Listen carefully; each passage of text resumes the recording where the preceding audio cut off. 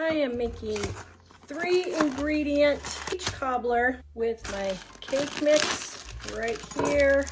I am taking my peaches. I found these for $1 on clearance. I'm going to pour those in. Then some of the big ones, just going to chop those up. And we're going to take our cake mix. So we're going to sprinkle it over the top. And we're going to place our butter all over the top.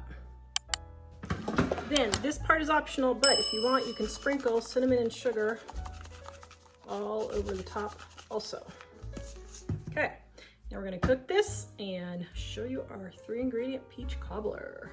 Okay, I took the lid off and let some of the moisture come out. Now, let's see here.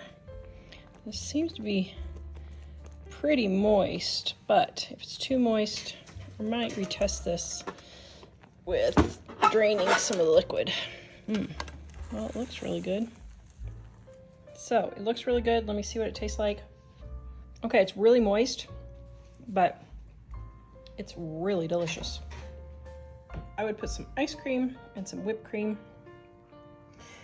If you don't like it super moist, then drain 2 cans of the peaches.